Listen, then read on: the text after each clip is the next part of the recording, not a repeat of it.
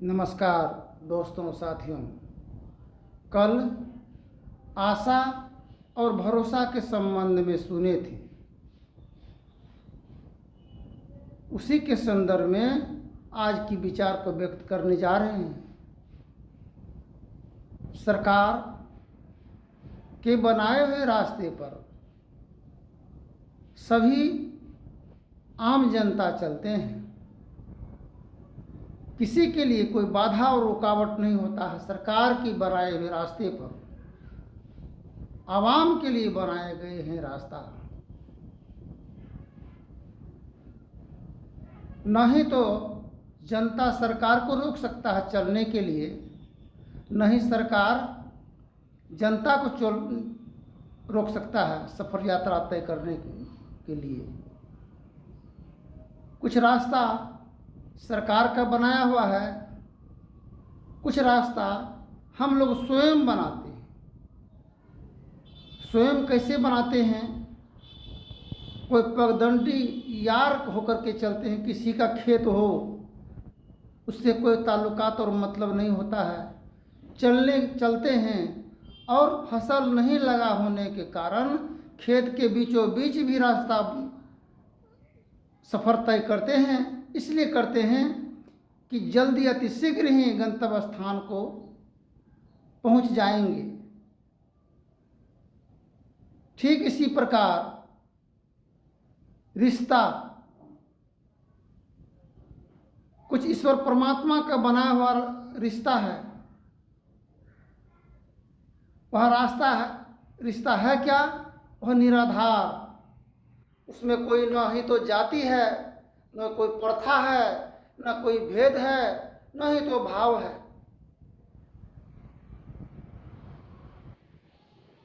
हम लोग जो स्वयं को रास्ता बनाते हैं उस पर रुकावट और बाधा है। कोई भी गृह स्वामी, खेत का मालिक, जमीन का मालिक रास्ता पर चलने से रोक लगा सकते हैं ताकि मेरा फसल नुकसान न हो। किंतु इसी प्रकार यह रिश्ता जाति, प्रथा, भेदभाव को हम लोग अपने आप से लागू किए, इस रास्ता को बनाए हैं। इस पर रुकावट हो सकता है, किंतु परमात्मा ईश्वर का मालिक का जो बनाया हुआ रास्ता है, मानवता का, इंसानियत का, उस पर किसी का कोई रुकावट नहीं है। जब भी हम कोई कार्य करते हैं अच्छा, तो मन भी अच्छा लगता है। और जब कोई बुरा काम होता है, किसी को तकलीफ और जलील, बेबस और मोहताज करने की कार्य जब हमसे हो जाता है, तो अपना भी मन अच्छा नहीं लगता है। मन बेचैन और व्याकुल होता है। पुत्र, पत्नी, माता पिता कोई सुहाता नहीं है।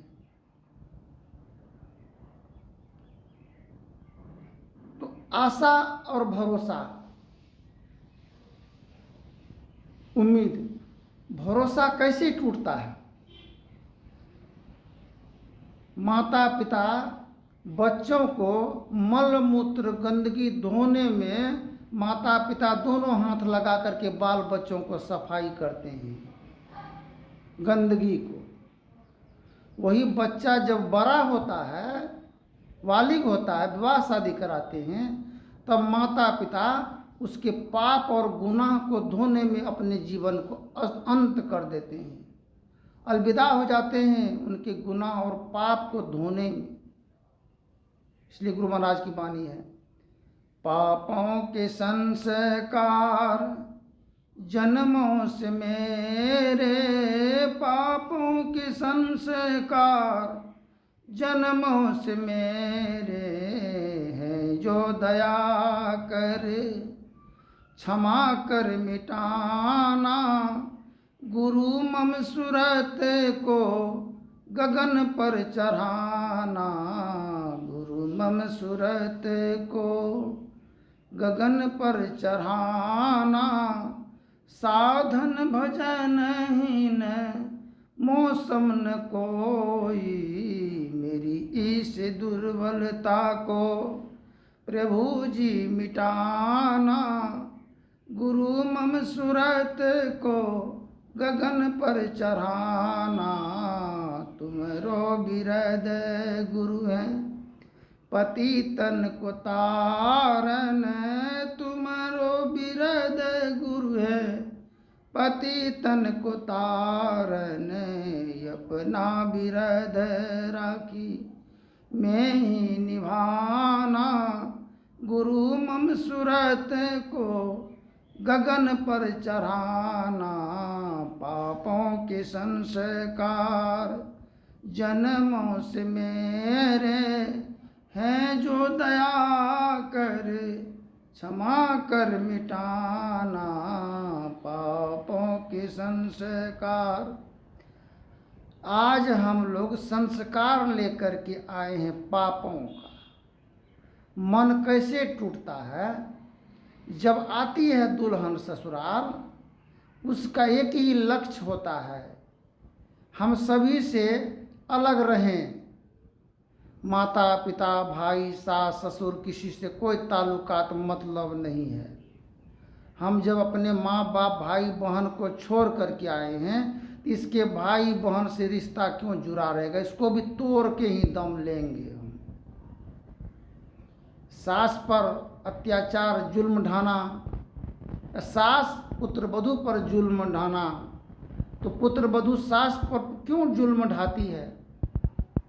क्यों कि हम लोग संलग्न रहेंगे तो ये जनसमूह का कमाई, मेरा पति का भी हक हिस्सा अपने बेटी को देगा, दामाद को देगा और भाई को सहयोग करेगा। इसलिए हम अलग रहने की चाह पुत्र वधू को होती है।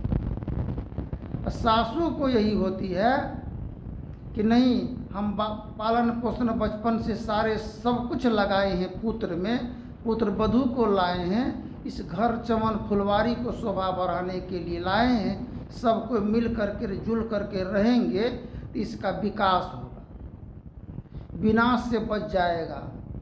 आत्मग्लानि और किसी का मान हनन नहीं होगा, और न ही तो किसी का मन टूटेगा, न मन आशा भरोसा का पतन होगा।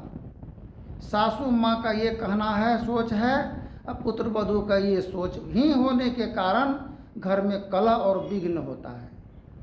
दूसरा वजह है रिश्ता का।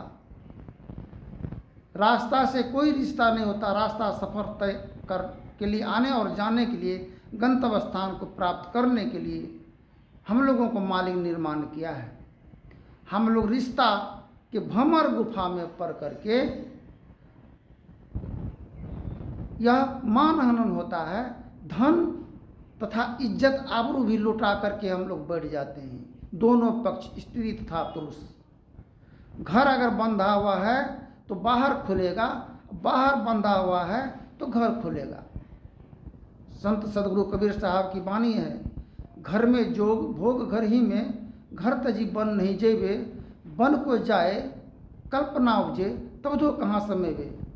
घर और परिवार में सम्मानित जीवन जीना ये मानव धर्म सनातन विचार का उद्देश्य है।